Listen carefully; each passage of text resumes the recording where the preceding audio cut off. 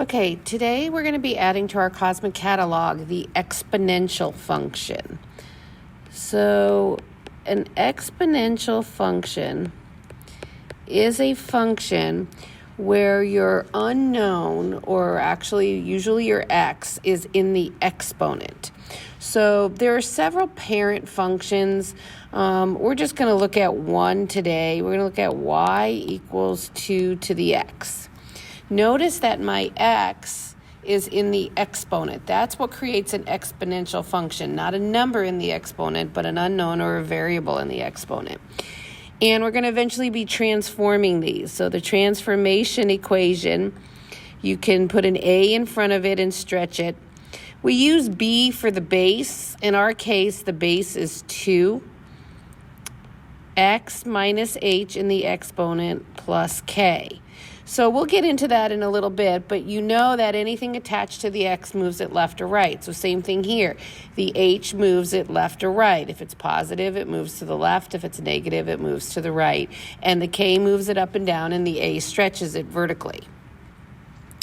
Okay, exponential functions have an asymptote.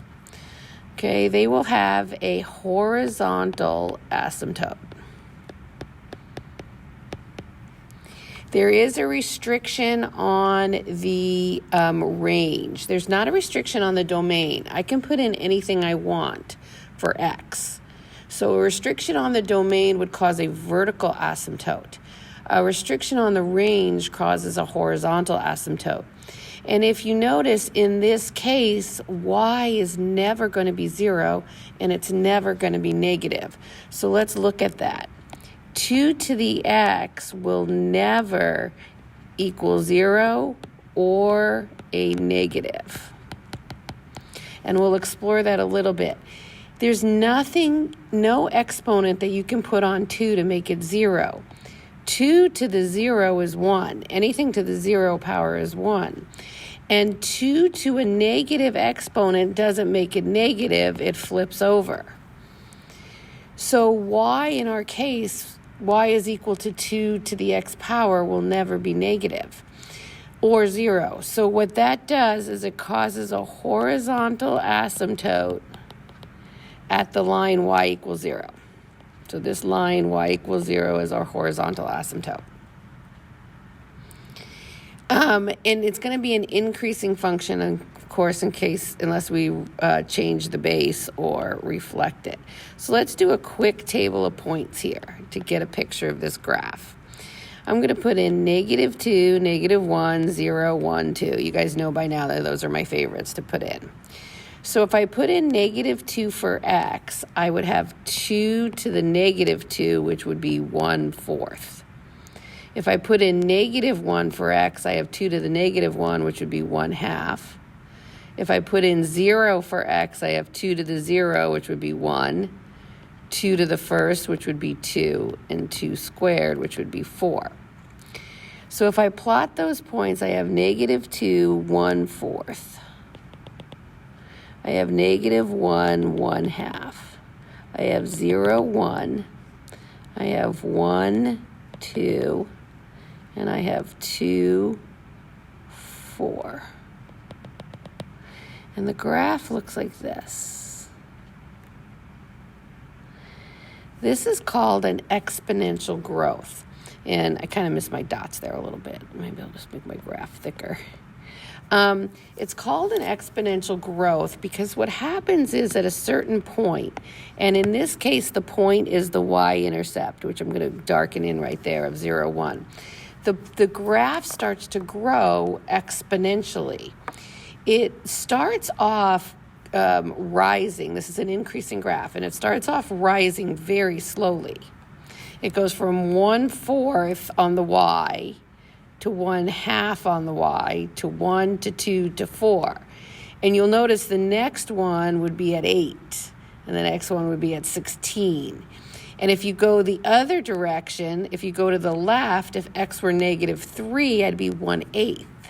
If x were -4, it'd be 1/16. So if we follow the graph, I'm going to highlight it a little bit here. If we follow the graph, it's rising very slowly. And then I'm going to stop. When we hit that point of 0, 1 and go over to the positive side, it rises very quickly. That's what's called exponential growth. Okay, and we'll look at what causes an exponential decay also. So let's look at some characteristics of this graph. Okay, I am now overlapping here a little bit, but I wanted to make sure that I could fit it all on the screen. Okay, so let's take a look at some of these characteristics, these defining characteristics now. I'm going to write in a little bit brighter color here so you can see. So the domain of this function, the graph goes all the way to the left, all the way to the right. There's, like we said in the beginning, there's no restrictions on x. I can put in anything I want for x. It doesn't make my function undefined. So my domain is negative infinity to infinity. My range is the possible y values, which is 0 to infinity, not including the 0, because the y equals 0 is a horizontal asymptote. This graph is always increasing. If I follow it from left to right, it's increasing. When it's always increasing, we say it's increasing on its domain. So it's increasing from negative infinity to infinity. And this graph is never decreasing. It does have a horizontal asymptote of y equals 0. They do not have vertical asymptotes.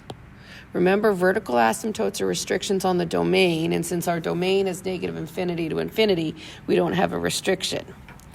It does not cross the x-axis because the x-axis is an asymptote. It does cross the y-axis at 1, so its y-intercept is 0, 1. It doesn't have a maximum value. And it also doesn't have a minimum value. A lot of people think that the minimum value is 0, but it never attains 0. It keeps getting lower and lower. As the graph moves to the left, as x gets negative, you go from 1/4 to 1/8 to 1/16 to 1/32 to 1/64 to 1/128. And it keeps getting smaller and smaller. And it gets infinitely small, but it'll never get to 0, so it doesn't have an attainable minimum value. And then, I'm sorry, these characteristics, I pulled up a little bit different one than you may have in your book, but other than that, and your cosmic catalog, other than that, none of these apply after that. Okay, so we're going to look at some transformations of this graph now. So I'm going to go ahead and pull up a new cosmic catalog sheet. So now this is like the back side of your cosmic catalog sheet where we do the transformations. I'm sorry if this is kind of small. I'm trying to fit it all on the screen here. So we're going to look at a transformation. It's still the exponential function family. I'm just going to abbreviate there. And we're going to look at the graph y equals 2 to the x minus 4. Okay. So we know that anything attached to the x shifts it left or right, and it's the opposite of what we think. So a minus 4 shifts this graph to the right 4 units. Now, remember back to our rational functions. Picture this graph has a horizontal asymptote of y equals 0, the parent graph.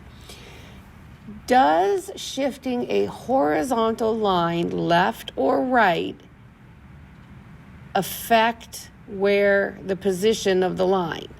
A horizontal line shifted left or right the left or right shift doesn't change the position of the line because the line goes infinitely left and infinitely right. So this shift will not affect our horizontal asymptote. This graph will still have a horizontal asymptote at y equals 0. If you remember from our rational functions, up-down shifts affect horizontal asymptotes. And so what we're going to do now is we're going to take all those points on our parent graph and just shift them to the right 4. So I'm going to remind you of what some of the points were. And I just put a little small table of points here.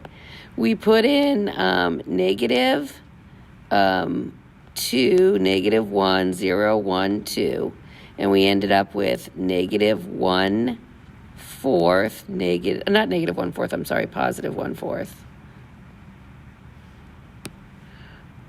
Positive 1/4,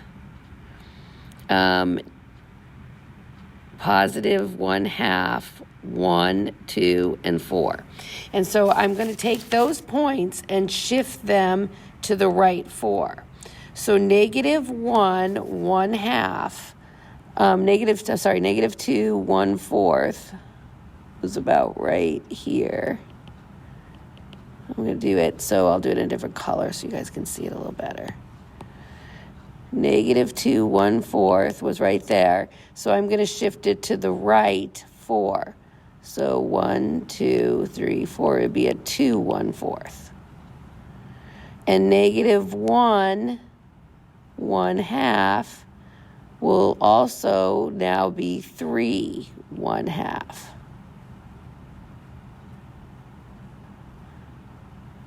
Zero, 1 will shift to the right 4, and it will be 4, 1. If I can see my graph here. Okay, so you guys get the idea. So the graph now goes like this, and the entire graph has been shifted to the right 4. Okay, so still doesn't affect our domain. Our domain is negative infinity to infinity. The graph goes all the way to the left, all the way to the right. I can also look at it in the fact that I can put in anything I want for x, and it doesn't make the function undefined. Because I didn't shift my asymptote up or down, my range is still 0 to infinity. My graph is still increasing on its domain. It's not decreasing. It still has a horizontal asymptote of y equals 0, and it still does not have a vertical asymptote. Okay. However, my intercept, my x-intercept hasn't changed. It doesn't have one. It doesn't cross the x-axis. My graph looks like it's touching the x-axis, but it's just getting infinitely close, but not touching it. So it doesn't have an x-intercept, but it does have a y-intercept. Okay? So to find the y-intercept, we're going to go ahead and do this. We're going to say, to find our y-intercept, I'm going to go ahead and write up here. Remember, we put in 0 for x. So y equals 2, 0 to the 0 minus 4. So that's 2 to the negative 4, so that's 1/16. So the y-intercept now is 0, 1/16. It was 0, 1 before, and now it's 0, 1/16. It still has no min, no max, no vertex.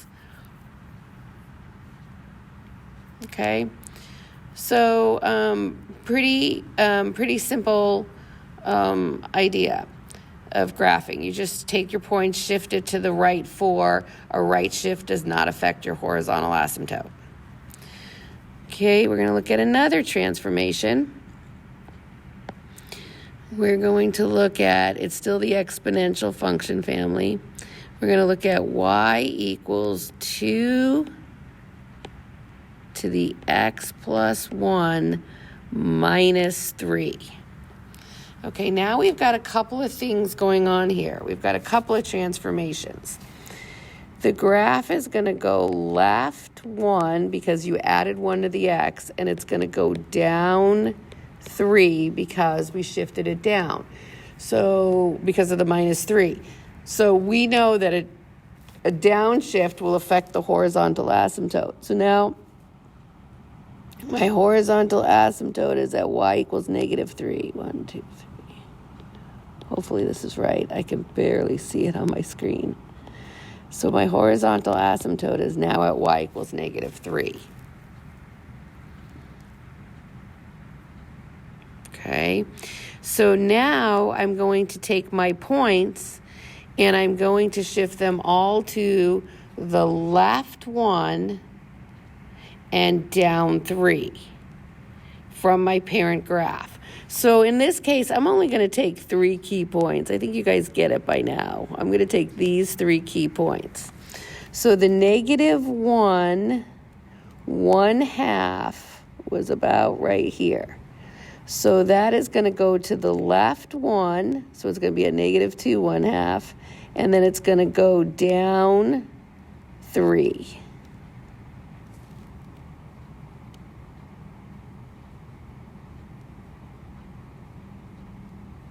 So it's going to be right there.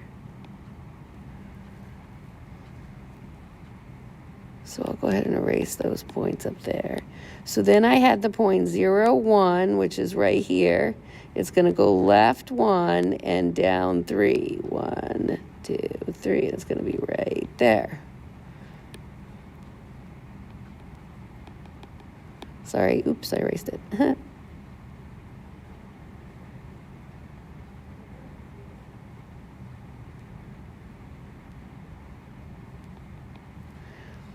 Okay, and then I'm going to take the point 1, 2, 1, 2, which was right here, and it's going to go left 1, down 1, 2, 3.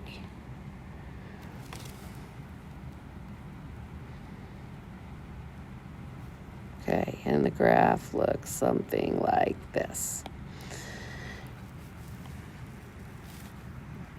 Okay, now let's look at the characteristics, and something very interesting happens on this one. The domain is -infinity to infinity. The range now is -3 to infinity, not including the -3. It's still increasing on its domain. It's still never decreasing. My horizontal asymptote is at y equals -3. It doesn't have a vertical asymptote.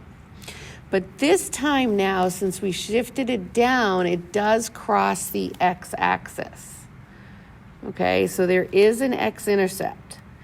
And the x-intercept is a little bit difficult to find. And I'll show you why. So let's kind of go up here.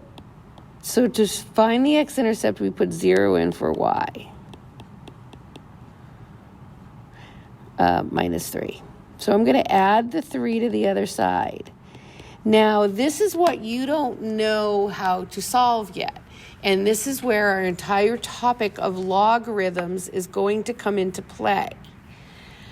And we don't quite have that yet. Logarithms are designed to find the unknown in the exponent. Basically, what we're looking at here is we're taking 2 to some power and getting 3. So at this point, you have to kind of, and I'm only going to ask you to go to, 1 or 2 decimal places here. To find this value of x for your purposes right now, when we get to the end of the unit on logarithms, you'll be able to do this. But if you're asked for the x-intercept, you have to do a little plug and chug. You have to put in values for x and try to guess what it is. I know that 2 to the first is 2, 2 to the second is 4, and I want 2 to what power is 3. So I'm going to just try some numbers. I'm going to put in x equals 0.5 so that I'd have 2 to the 1.5. And I'm going to put that in my calculator and see how close that is. 2 to the power of 1.5. Okay, that's 2.83. And I'm trying to get to 3. So I need to make my exponent a little bigger.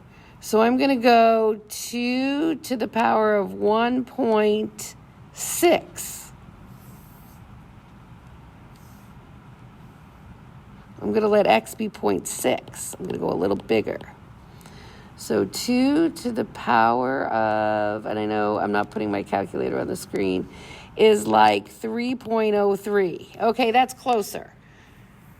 So I'm guessing my x is about 0.6.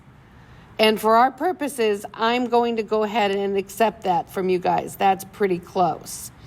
You could get even closer if you go somewhere in between. Like, I know it's got to be less than 0.6, but bigger than 0.5. So you might want to try like 0.58. So you would have 2 to the 1.58 and see what that is. And that may get you even closer if you want to get closer. 2 to the power of 1.58. Okay, that's 2.99. So that's even pretty closer yet. So I would estimate my x-intercept, and your x-intercept is actually an irrational number. It goes on forever and ever. You're never going to get it exactly. So I'm going to guess my x-intercept to be at point. Remember, it's the x is 0.58. So I'm going to say my x-intercept is 0.58, comma 0. So that's a little different for you guys. You have to do a little plug and chug to try to find that x-intercept. I promise by the end of the unit you'll be able to find it in seconds using logarithms once we get there. Okay, and then the y-intercept, whoops, I don't know why I wrote that. The y-intercept, we put 0 in for x, so that's easy. So it's 2 to the 0 plus 1 minus 3. So that's 2 minus 3, 2 minus 3, which is negative 1. So it's 0, negative 1. And again, no min, no max, and no vertex. Okay, all right. I'm going to clear my slide for a minute. I know you guys don't have this in your Cosmic Catalog, but and you don't have to write it down, but I want you to see how this turns into a decreasing graph. There are two ways. We're going to look at this graph, y equals negative 2 to the x. Now remember, that's not negative 2 to the x. What this really is negative 1 times 2 to the x. So if I were to do a quick graph of this one,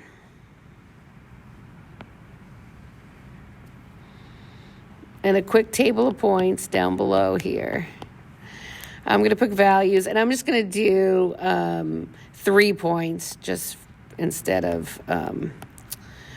5, just for a quick graph. So if I put negative 1 in, I get negative 1 times 2 to the negative 1, that's negative 1/2.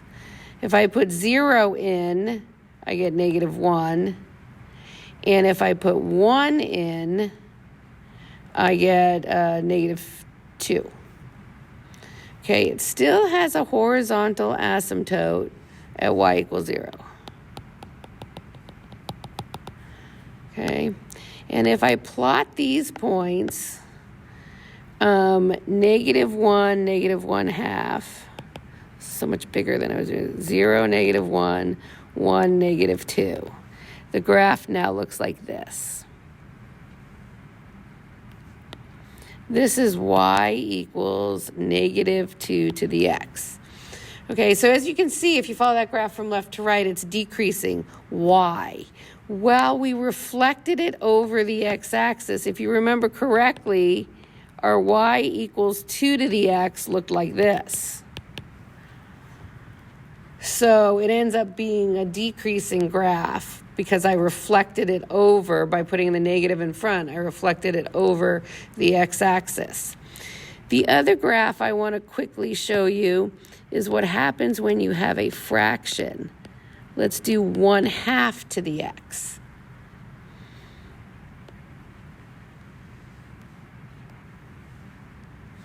Okay, again, I still have an asymptote of y equals 0. I haven't shifted this graph up or down. And I'll do a quick table of points for this graph also.